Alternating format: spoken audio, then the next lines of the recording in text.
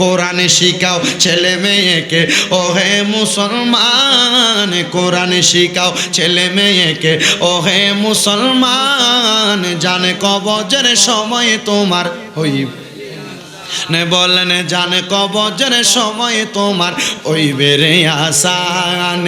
একটি মেয়ে আলেমা হলে পড়বে কোরআন মৃত্যুকালে, বলেন একটি মেয়ে আলেমা হলে পড়বে কোরআন মৃত্যুকালে, হায়রে দূর হবে বিয়াদবে শয়তান থাকবে রে ঈমান, বলেন দূর হবে বিয়াদবে শয়তান থাকবে রে ঈমান, জানে কবজের সময় তোমার হইবে রে আসান।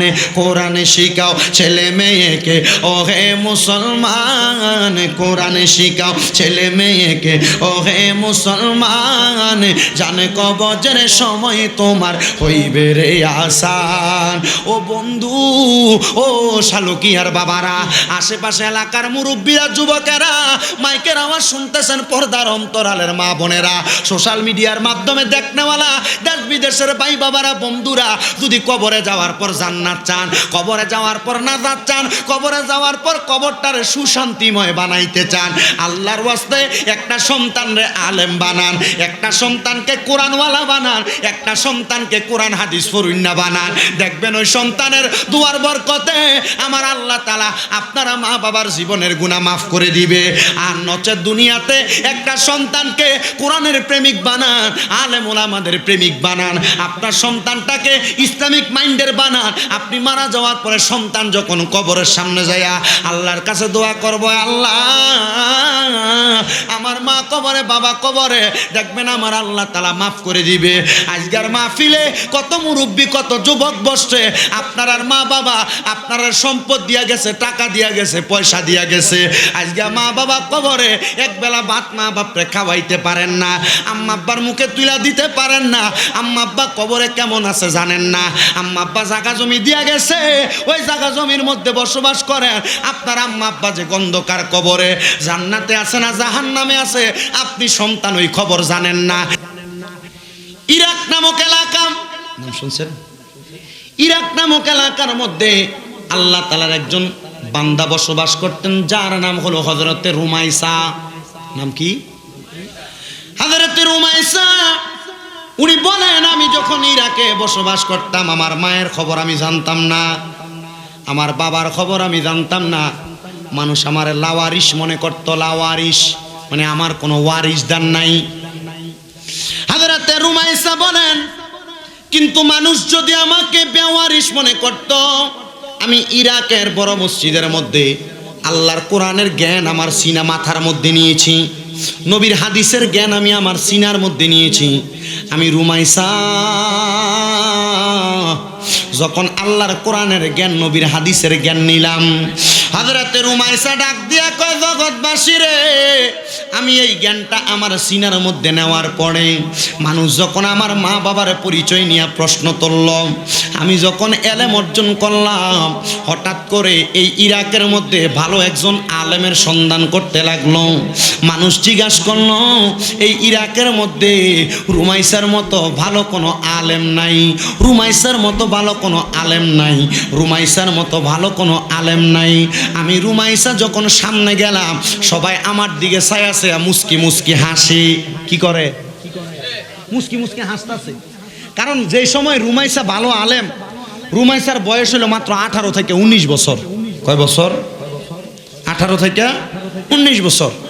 তো রুমাইসারে যখন ভালো আলেম মনে করে ওনারে দিছে ইরাকের বড় মসজিদ ইমামতি করার জন্য, এই ইমাম রাখার সময় জিগাইছে, রুমাইসা তোমার আব্বাকে, তোমার আম্মাকে পরিচয় কি? হযরত রুমাইসা বলতেছে, আমার আব্বাকে আম্মাকে আমি জন্মের পরে জানি না। এই কথা বলার পর ইরাকের বড় মসজিদের যে কমিটি আছে তারা বলতেছে, যার মা বাবার কোনো খবর নাই সে কিভাবে ইমামতি করবে? যার মা বাবার খবর নাই সে কিভাবে ইমামতি করবে?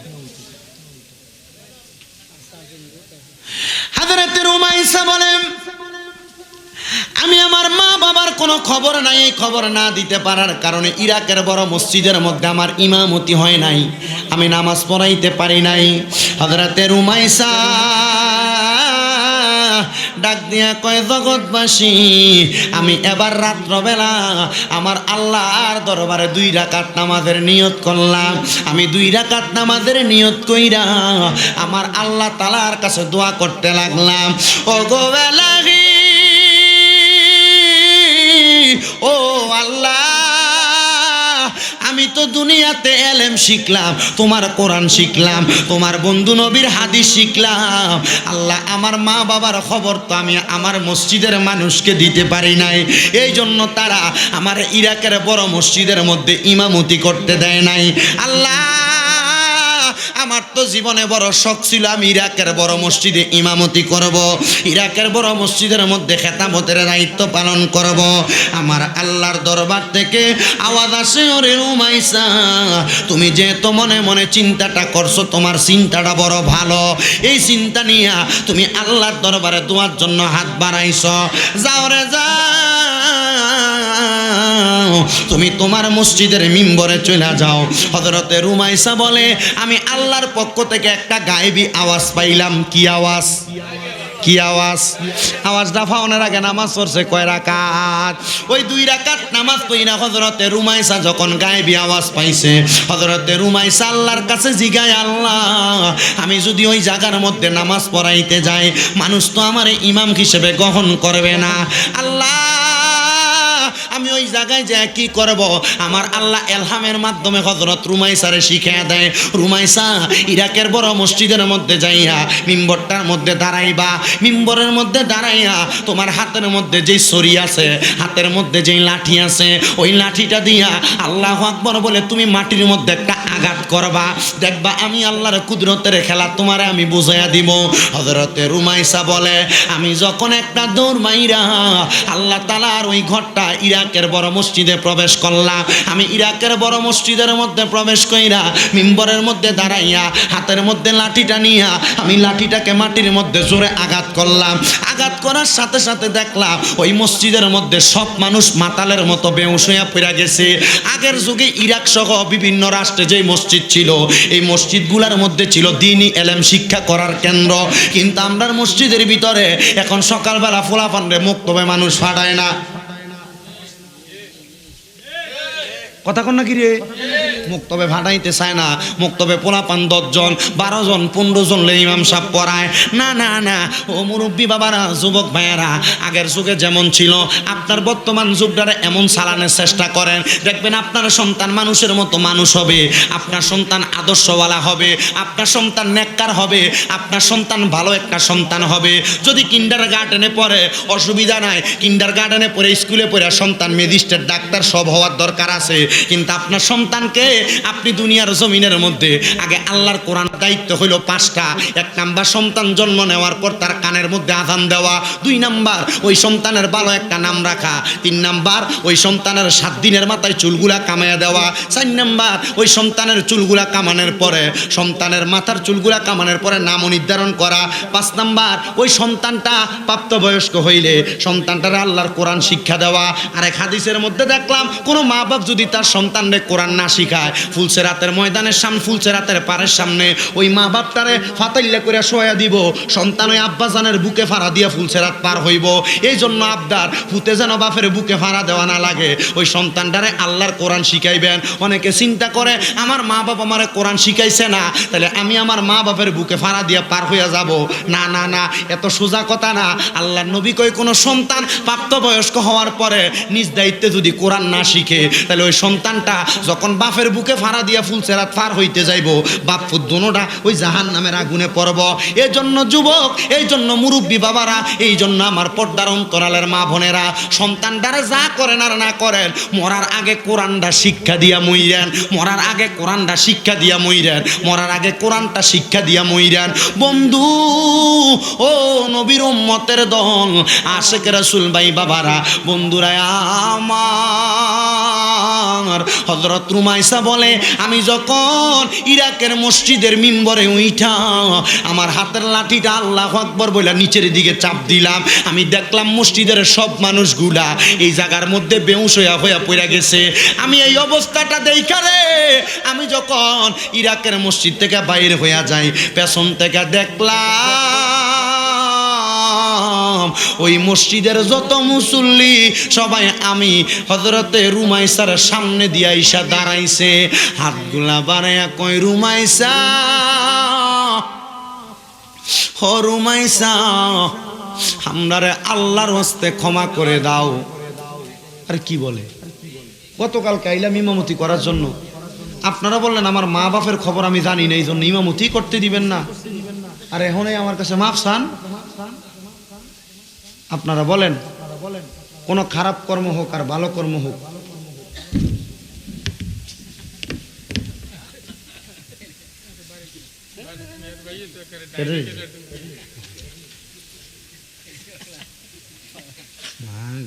তোর কই যে আছে না নানি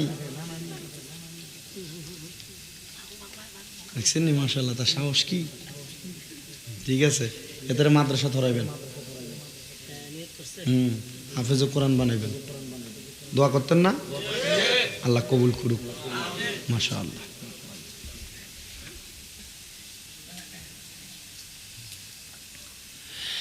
আমার বাবা জিরাম কোন কর্ম সম্পাদন হবে না, আল্লাহর কাছে দোয়া করলে এই কর্ম সম্পাদন করার উপযুক্ত আল্লাহ করতে পারেনি।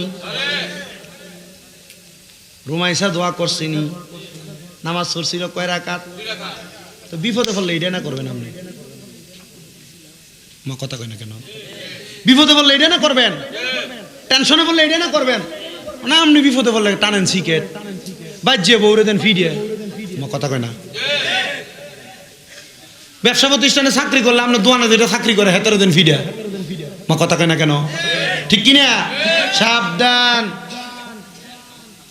বিপদে পড়েন, টেনশনে পড়েন, মুসিবতে পড়েন, 2 রাকাত নামাজ পড়বেন, দেখবেন আল্লাহ বিপদ ছেড়ে দিছে। দরকার আসেনি?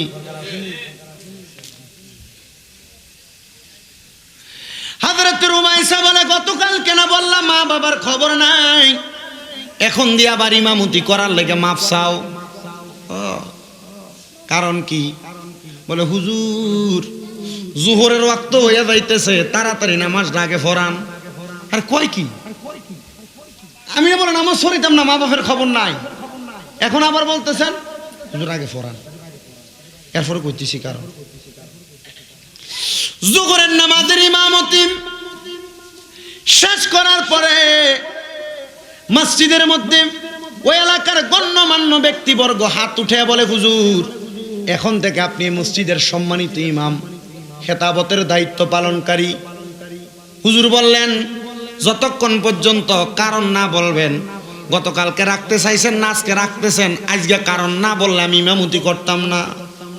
হুজুর আপনি যখন মসজিদের মিম্বরে আইসা দাঁড়াইছেন, আল্লাহু আকবার কইয়া লাঠিটারে যে মাটির দিকে আপনি একটা ধাক্কা দিয়েছেন, আমরা যে বেহুশ হয়ে গেছিলাম, হুজুর কথাটা কি আপনার মনে আসেনি? অবশ্যই আছে। হুজুর আমরা বেহুশ হওয়ার পরে আমি দেখছি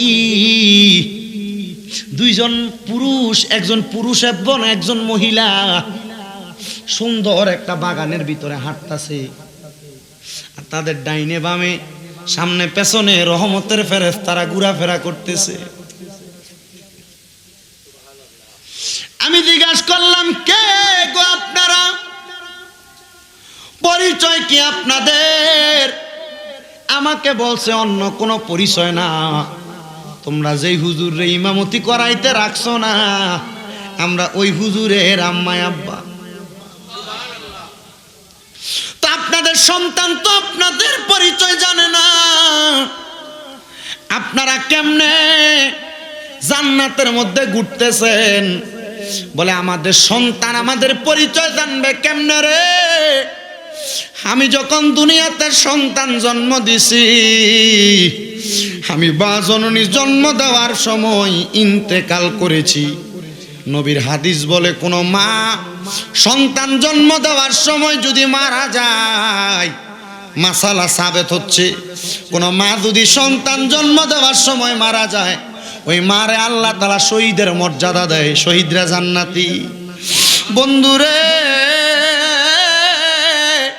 ওই জান্নাতি মা বাবা উত্তর দেয়, আমি মা সন্তান জন্ম দেওয়ার সময় মারা গেছি। আর আপনি বাবা কেমনে মরলেন?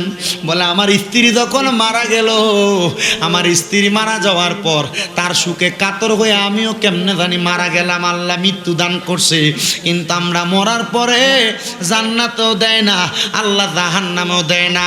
জান্নাত এবং জাহান্নামের মধ্যবর্তী জায়গার মধ্যে আমরা দুইজনে আল্লাহ আটকে রাখছে। কারণ হইল আমরা দুনিয়াতে ইবাদত করতাম না, আমরা দুনিয়াতে গুনার কাজ করতাম, আমরা দুনিয়াতে ইবাদতের মধ্যে মশগুল ছিলাম না। কিন্তু কোন ব্যক্তি জানি আমরা সন্তানটারে পাইয়া তারা লালন পালন কইরা তারে দ্বীন ইলম শিখাইছে, আল্লাহর কোরআন শিখাইছে, নবীর হাদিস শিখাইছে। আল্লাহর কসম আমার সন্তানটা আলেম হওয়ার কারণে আমার আল্লাহ তাআলা আমরা দুইজন মা বাপরে জান্নাতি বানাইয়া দিছে। জোরে জোরে বলেন না সুবহানাল্লাহ।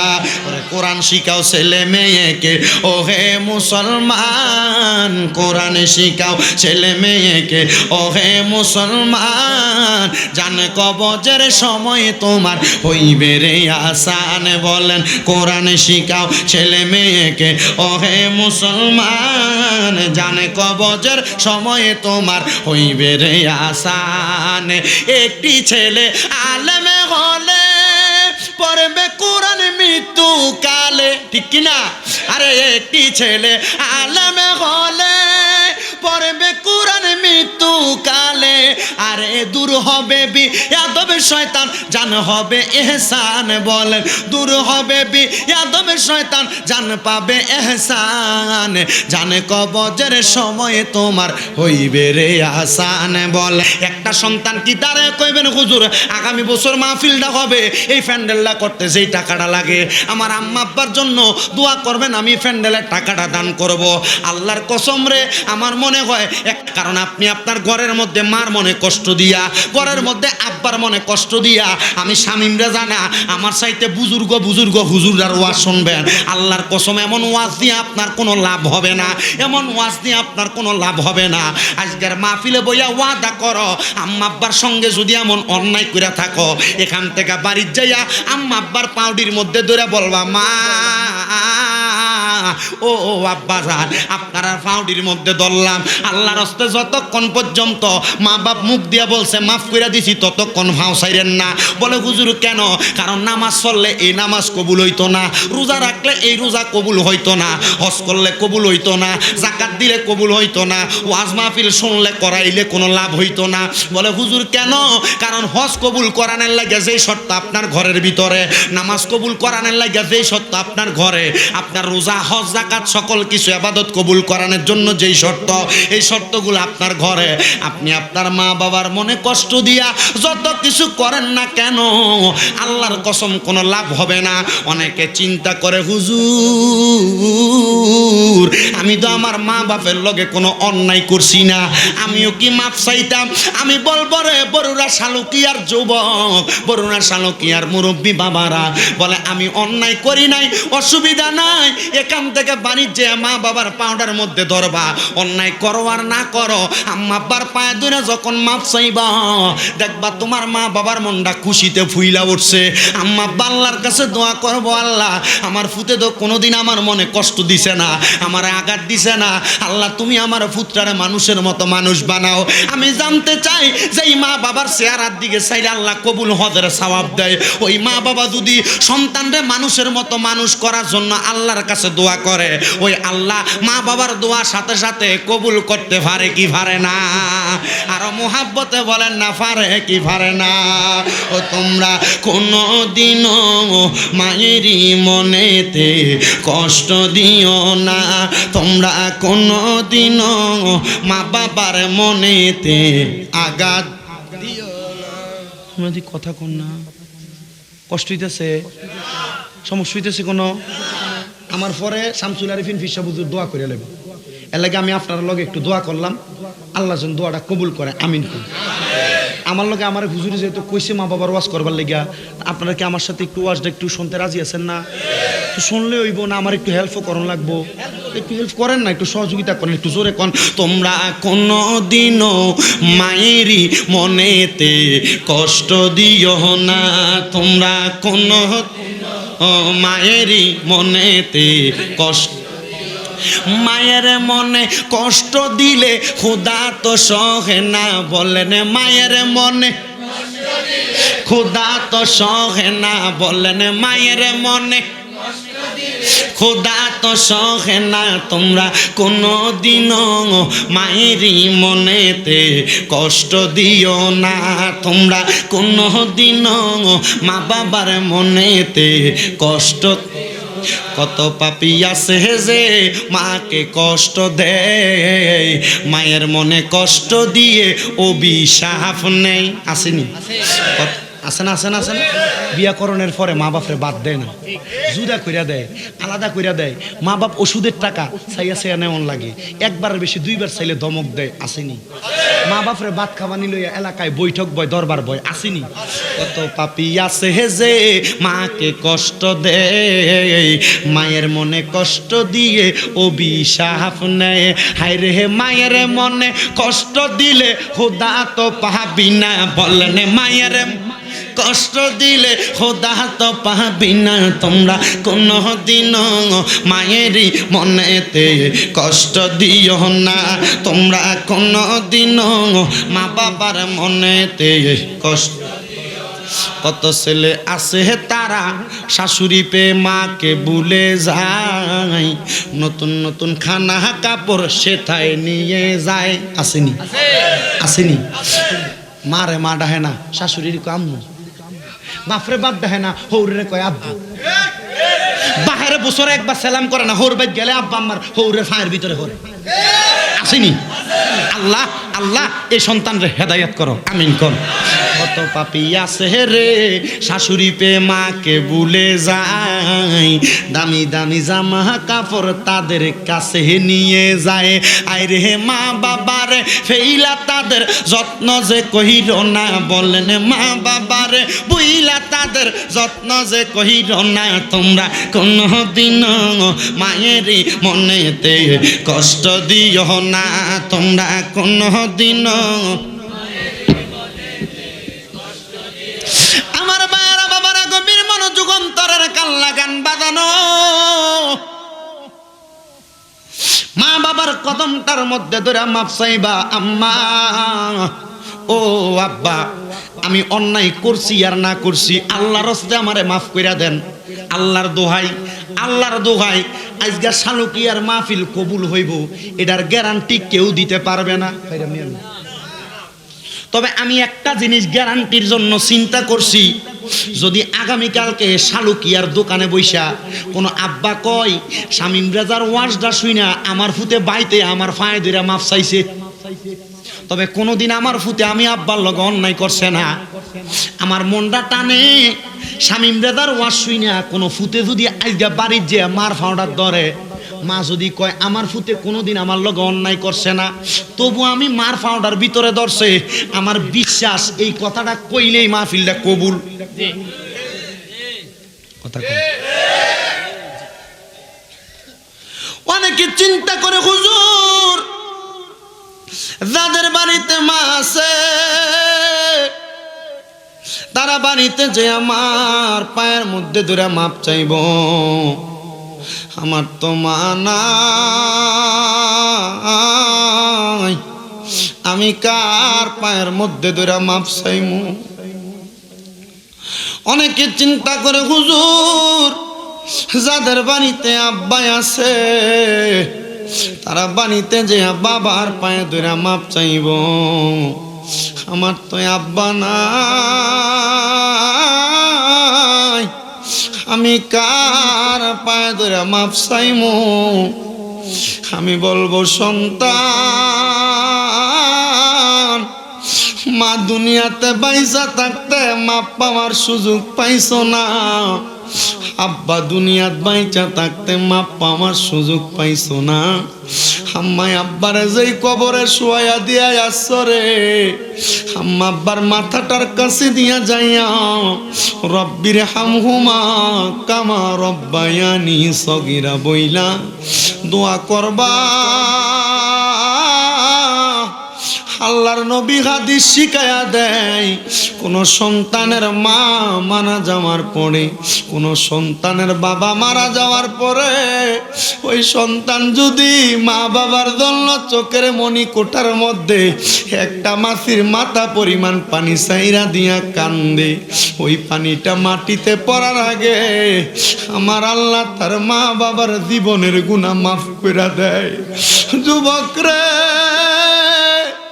মার ঘরটার ভিতরে গেলে মার পুরান খাটটার দিকে চাইলে চোখের পানি নিবায়া বয়া পড়ে।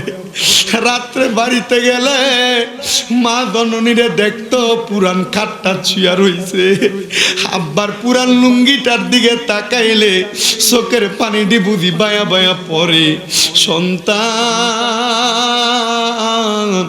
বাড়িতে গেলে মা বাবার স্মৃতিগুলা মনে কইরা কইরা শুধু কান্দো। ওরে দরজাটা খুলতে খেয়ে যাই দোকা, বাবা বুঝি বলছে হেলে নাকি খোকা, বুকের ভিতরটা লড়ে চড়ে উঠে, সবাই আছে শুধু বাবা নেই, শুধু মানে শুধু বাবা নেই, শুধু মানে। ভালোবাসি তোমায় বাবা, বুকটা যে যায় ছিঁড়ে, তোমার কথা হৃদয় মাঝে পড়ছে বারে বারে। বাবা তুমি কেমন আছো ছোট মাটির ঘরে, তোমার কথা হৃদয় মাঝে পড়ছে বারে বারে। বাবা গো বাবা, বাবা গো বাবা। সন্তান আগে কোনো অন্যায় করলে বাবা একটা ধমক দিয়া বাড়িতে নিয়ে যাইতো, এখন আব্বা নাই, ধমক দেওয়ার মতো কেউ নাই। এই যে আমার মুতালেব ভাইয়ের ছোট ছোট দুইটা বাচ্চা, এদের দিকে তাকাইলে আমার নিজে কথাটা মনে পড়ে। আমি যখন প্রথম বছর আসছিলাম, দুইটা বাচ্চারা আমার সামনে আইনা হাতের মধ্যে ধরে বলছিল, ভাই আমার এই পোলাপানগুলার জন্য দোয়া করবেন যেন সুন্নিয়তের সৈনিক বানাইতে পারি। এখন মুতালেব মিয়ার সন্তানগুলা বাইসায় আছে, কিন্তু মুতালেব মিয়া অন্ধকার কবরের মধ্যে। মুতালেবের সন্তানগুলা মাঝে মাঝে হয়তো মাদ্রাসার মধ্যে তাদের সন্তান ছাত্র ভাইদের বাবা যদি যায়, সন্তানগুলা অন্য বাবার দিকে ছায়া ছায়া চোখের পানি ফালায়া হয়তো কান্দে। আমি চিন্তা করি রে, আমার মাদ্রাসায় একটা এতিম পোলা আছে যার মা নাই। মাঝে মাঝে আমি মাদ্রাসায় গেলে পোলাটা আমার আনজা কইরা ধরে ধরে কান্দে। এই পোলার মাটা গত 3 বছর আগে আমার হাতের মধ্যে পোলাটারে তুইলা দিয়া বলছে, হুজুর আমার সন্তানটারা আপনার হাতের ভিতরে তুইলা দিছি, আমি মার অন্য কোনো চাহিদা নাই, আমার পুত্রা যেন আমি মার জানাজার নামাজটা পড়াইতে পারে। গত 7 মাস আগে ওই মহিলাটা দুনিয়া থেকে বিদায় হয়ে গেছে, পোলাটা নিজে তার মার জানাজা পড়াইছে। আর দ্বিতীয় দিন আমি তারে দেখার জন্য তার এলাকায় গেছি, পোলাটা আমার আনজা করে ধরে ডাক দিয়ে, হুজুর আমার মা না আপনার হাতের মধ্যে তুইলা দিয়া বলছিল আমার মার জানাজার নামাজটা আমি পড়ানোর জন্য। এখনো মাদ্রাসার ভিতরে গেলে ওই ছেলেটার দিকে চাইলে চোখের পানিগুলা বায়া বায়া পড়ে। এই ছেলেটা নিজেই বলে, হুজুর আমি কোরআন শিখা আমার মার জানাজার নামাজটা পড়াইতে পারছি, এটার চাইতে সৌভাগ্য আমার আর হবে না। সন্তানের দল, আমি কেন ওই মা বাবার গুরুত্বটা আপনাদের কাছে বোঝানোর চেষ্টা করতেছি। এদের মনে কষ্ট দিয়ে আপনি যত রকমের কাজ করেন আল্লাহর কসম কোনোভাবে কবুল হবে না। নারায়ণগঞ্জের বুইগড় থেকে একজন মহিলা মাঝে মাঝে আমাকে ফোন দিয়ে আমাকে সন্তানের মতো মনে করে আমার কাছে তার কষ্টটা প্রকাশ করে। হুজুর আমার স্বামী মারা গেছে আমার সন্তান হওয়ার 3 মাস পরে, এই ছেলেটার দিকে তাকে আমি মা বিবাহ করি নাই, কোনো জায়গায় বিবাহ বসি নাই। হুজুর এই ছেলেটাকে আমি মানুষের বাড়িতে কাজ করে করে মানুষ করছি। বর্তমানে আমার ছেলেটা যত টাকা বেতন পায় আলহামদুলিল্লাহ, বিবাহ করার পরে বউটারে নিয়ে শ্বশুর বাড়িতে থাকে। আমি আমার ছেলেরে বলছিলাম, সন্তান আমি মারে তুমি খাওয়ানো লাগবে না, আমি মারে তোমার ইনকাম থেকে দেওয়া লাগবে না। আমি আমার পুত্রে বলছি, বাবা আমার বাড়িতে আইসা থাকো, আমি সকাল সন্ধ্যা তোমার চেহারাটা আমার চোখ দিয়া দেখবো আলহামদুলিল্লাহ। মাঝে মাঝে তুমি মা, তুমি সন্তান, আমি মারে মা কুইয়া ডাকবা আলহামদুলিল্লাহ। আল্লাহর কসম, একটা মা বাবা সন্তানের কাছে এর চাইতে বেশি কোনো কিছু চায় না। শুধু একটা মা বাবা চায় সন্তানটা মা বাপকে সুন্দরভাবে একটু আদর যত্ন করবে, মা বইলা ডাকবে, বাবা বইলা ডাকবে। আল্লাহর দোহাই, আল্লাহর নবী হাদিসে মুবারাকার মধ্যে বলেছে, সাহাবায়ে কেরাম প্রশ্ন করি, ইয়া রাসূলুল্লাহ, ইয়া হাবিবাল্লাহ, নবীজি আমরা দুনিয়াতে মা বাবা দুইজনের মধ্যে সবচাইতে বেশি সম্মান কাকে করব? আল্লাহর নবী প্রথম তার মার কথা বলেছেন, নবীজিকে দ্বিতীয়বার বলাই নবীজি তার মার কথা বলেছেন, নবীজিকে তৃতীয়বার বলাই আল্লাহর নবী তার মার কথা বলেছেন, চতুর্থবার বাবার কথা বলেছেন। ইয়া রাসূলুল্লাহ, মার কথা আপনি কেন 3 বার বললেন, বাবার কথা একবার বললেন? আল্লাহর হাবিব বলে, দুনিয়ার সন্তানের দলেরা মা জননী সন্তান যখন গর্ভে নেই, ওই সন্তানটা নিয়ে মা জননী বড় কষ্ট করে। সন্তানকে যখন গর্ভপাত করে মা জননী, একটা মহিলা মাত্র 45 পাউন্ড কষ্ট সহ্য করতে পারে। সন্তান জন্ম দেওয়ার সময় একটা মাকে কষ্ট, যেই কষ্টটা পায় কষ্টটা 57 পাউন্ডের কষ্ট। ওই কষ্ট যদি কোনো মা সহ্য করতে না পারে ইন্তেকাল করে মারা যায়। কিন্তু দুনিয়ার মহিলারা সন্তান জন্ম দেওয়ার জন্য এত কষ্ট করে। বর্তমান জামানা তো কসাইয়ের জামানা, ডাক্তাররা যদি নর্মাল ডেলিভারিও করা যায়, নর্মাল ডেলিভারি করে না। টাকার জন্য অনেক মাদের একবারে পেট পর্যন্ত কাইটা ফালায়, যেটাকে নাম দিছে সিজার। ও বন্ধু, তোমার মা তোমার জন্ম দিতে যায় নিজের পেটটার মধ্যে দাগ ফালাইছে, পেটটা কাইটা তুমি সন্তানের জন্ম দিছে। ওই মারেনি তুমি আঘাত দিয়া কথা বলো, ওই মারেনি তুমি ভাত দেও না। তোমার আব্বাজান ক্ষেতের মধ্যে উঠইয়া কাজ করতে করতে বুড়া বয়সে মাথার মধ্যে ব্যথা হয়ে গেছে, সারাদিন কাজ করে আইসা খাটের মধ্যে আব্বাজানের পাউডারে আব্বা ছাড়তো, পায়ের মধ্যে বেরিকল বাইন্দা রাখতো, আব্বাজান কষ্ট পাইতো, তবু তোমারে বলতো না। আজকে তুমি ফুতে ওই আব্বাজানরে 100 টাকা হাত খরচ দিতে তোমার দ্বিধা দ্বন্দ্ব মনে হয়, ওই আব্বা আম্মারে ভাত খাওয়াইতে দ্বিধা দ্বন্দ্ব মনে হয়। আল্লাহর কসম লাগে, আমি তোমার পায়ে হাত দিয়া বলি রে যুবক ভাই, আমি তোমাদের কদমে হাত দিয়া বলি রে মুরব্বীরা, কেউ যদি এমন মা বাপরে আলাদা করে থাকো, জুদা করে থাকো, এখান থেকে বাড়ির যাইয়া আম্মা আব্বারে বলবা মা, আম্মা আব্বারে বলবা বাবা, আপনাদের পায়ে ফললাম, এখন থেকে আমরা 3 ভাইয়ের ঘরে ঘরে, এক বেলা এই ঘরে আরেক বেলা ওই ঘরে, এক সপ্তাহ এই ঘরে আরেক সপ্তাহ ওই ঘরে ভাগ করে করে খাওয়া লাগবো না। আমি আপনার কদমে ধরলাম, এখন থেকে আমার ঘরে যেই বেলা যা থাকবো আপনারা আমার ঘরে ভাত খাইবেন, ভাগাভাগি করবেন না। বলে এটাও যদি না হয় আম্মা আব্বারে আপনার এক ঘরে বসে রাখবেন। 3 ভাই 4 ভাই হইলে 3 ঘর 4 ঘর থেকে 1 রকমের খানা 4 রকমের খানা পাঠাইবেন। আম্মা আব্বার যার ঘরেরটা মন চায় তার ঘরেরটা দিয়া খানা খাইবো। বলে হুজুর কেন এই কথা বললেন? আম্মা আব্বা বুড়া হয়ে গেলে, আম্মা আব্বার বয়স হয়ে গেলে ওই আম্মা আব্বার জিহ্বার স্বাদ নষ্ট হয়ে যায়, কখন কোনটা খাইবো মা বাবা বলতেও পারে না। আবার চোখের শরমে তুমি ফুতের কাছে কয় না, তুমি নি ধমক দিয়া পড়ো, তুমি নি দাড়ি দাও। আল্লাহর নবী হাদিস শরীফের মধ্যে কয়, কিয়ামতের আগে মা বাপ সন্তানরে ডরাইবো। আম্মা আব্বারে সন্তানেরা আমরা মা বাপরে ডরানোর কথা না, আল্লাহর নবী কয় কিয়ামতের আগে মা বাপরা সন্তানরে ভয় পাইবো। ইয়া রাসূলুল্লাহ কেন? আল্লাহর নবী শিখিয়ে দেয়, কারণ মা বাপ তো বৃদ্ধ বয়সে সন্তানের কামাই খাইবো। আম্মা আব্বা সন্তানের কামাই খাওয়ার কারণে সন্তানের সঙ্গে একটা উঁচা গলায় কথা বলতে হিসাব করে বলবো, না না না সন্তান, তুমি তোমার আম্মা আব্বারে এমন এমন এমন একটা পরিস্থিতিতে ফালাইও না। তোমার ইনকাম যতদিন আছে আম্মা আব্বার যেমনে যেভাবে খরচ করতে মন চায় আম্মা আব্বার এভাবে খরচ করতে দিবা। এই দিন তুমি তোমার ধনী মনে করবা, এই দিন তুমি তোমারে সফল মনে করবা, এই দিন তোমারে পয়সাওয়ালা মনে করবা। যেদিন তোমার মা বাপ তোমার কাছে টাকা চাইছে, তুমি মুখ দিয়া বলছো আমার ঘরের উপরে আপনার এই সুকিসের উপরে মানিব্যাগ আছে, আপনার যা লাগে লইয়া যান, তখন মনে করবা তুমি পয়সাওয়ালা। আর নচেত খুঁজা খুঁজা খরচ করবা, টিপ্পা টিপ্পা খরচ করবা, আল্লাহর কসম এই টাকা দিয়া উন্নতি সাধন করতে পারবা না। কি পারবেন মনে হয়? আপনার বাপে আপনার কাছে ফান খাওয়ানোর টিয়া খুঁজা নেমন লাগে, জি না, মাসিক নির্ধারণ করে দিবেন, এই লোন আপনার এত টাকা খরচ, এরপরও লাগলে কইবেন। কি কথা কন না কেন? আমি যেটা করছি আপনি এটা করেন না, আমি এটা করছি আমার আব্বারে, মাসিক এত টাকা নির্ধারণ, এরপরে লাগলে কইবেন।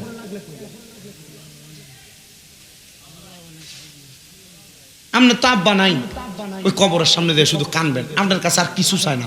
বলে হুজুর আমার তো বাপ নাই, আমি কারে দিব? হ্যাঁ, অনেক সন্তানের মনে কষ্ট, হুজুর আমার বাপে সিরা লুঙ্গি পরছে, হুজুর আমার আব্বা পুরান পাঞ্জাবি পরে ঈদের নামাজ পড়তে গেছে। আব্বার জিজ্ঞেস, আব্বা ঈদের পাঞ্জাবি কই? আব্বা কইছে অনকে আর আমরা ঈদের বয়স আসেনি, কিন্তু আব্বার টাকা যে নাই এটা কয় নাই। আব্বার কাছে যে টাকা ছিল এটা দিয়ে আপনারা নতুন পাঞ্জাবি কিনা দিছে, নতুন জামা কাপড় কিনা দিছে। আজকে সন্তান লাখ লাখ টাকার মালিক, আব্বারে 500 টাকা দিয়ে একটা লুঙ্গি কিনা পরাইতে পারো না। তোমার মা কাপড়ের আস্তার ভিতরে 10 টাকা রাইখা দিছে, এই টাকা তোমার স্কুলে যাইতে মাদ্রাসায় যাইতে দিছে, কিন্তু আজকে তোমার মা কবরে, বাপ কবরে, ওই আম্মারে 500 টাকা দিয়ে একটা কাপড় কিনা পরাইতে পারো না। মা সিরা কাপড় জোড়াতালি দিয়ে পড়ছে, আজকে তোমার কাছে টাকার অভাব নাই, আম্মারে 500 টাকা দিয়ে কাপড় কিনা পরাইবা সুযোগ নাই। কি লাভে টাকা দিয়া, কি লাভে পয়সা দিয়া? তোমার মা বাপ টাকা খুঁজছে না। আর আল্লাহ নবী কয়, কোনো মা বাবা কোনো সন্তানের টাকা পয়সা খরচ করতে হইলে অনুমতির প্রয়োজন নাই। জি, অনুমতির প্রয়োজন নাই। বলে হুজুর আমার মা কবরে, আমার বাপ কবরে, আম্মা আব্বা যে কবরে গেছে, হুজুর আম্মা আব্বার জন্য আমি আজ পর্যন্ত কোনো কিছুই তো করতে পারলাম না, হুজুর আমার লাগে একটু দোয়া করেন না, আমার আম্মা আব্বা যখন কবরে ভালো থাকে। আমি দোয়া করার কিছু না, আপনি দোয়া করলে আপনার আম্মা আব্বারে আল্লাহ তাড়াতাড়ি মাফ করবো, করতো না?